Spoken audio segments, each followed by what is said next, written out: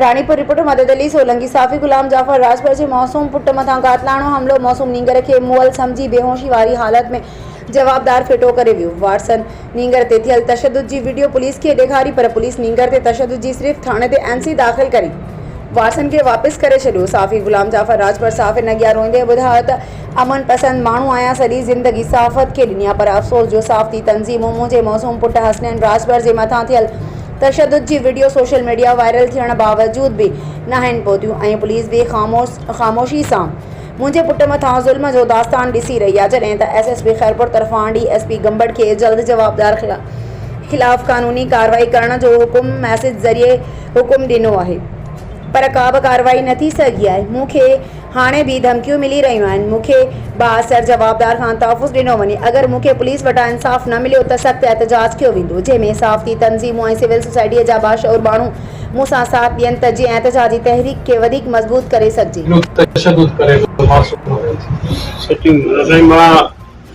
मुंहिंजो नालो गुलाम जाफर राजभर आहे।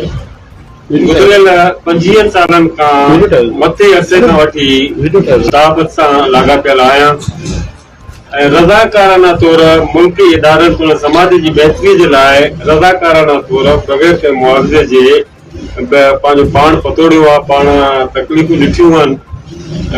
मुख़्तलिफ़ बाअसर धुरियुनि ऐं करप्ट माफ़िया कब्ज़ा माफ़िया जे ॾाढ जबर धमकियुनि जे बावजूद भी जेके मां अञा ताईं पंहिंजूं जेके ख़िदमतूं सरअंजाम ॾींदो थो रहां, पर अफ़सोस इन ॻाल्हि जो आहे त जंहिं इदारनि जी बहितरी ऐं भलाईअ जे लाइ पंहिंजी रज़ाकाराना तौर ख़िदमतूं ॾिनियूं आहिनि, मुख़्तलिफ़ तकलीफ़ुनि जे हूंदे बि अॼु टियों ॾींहुं मुंहिंजे नंढड़े खे क़त्ल करण जी कोशिशि कई।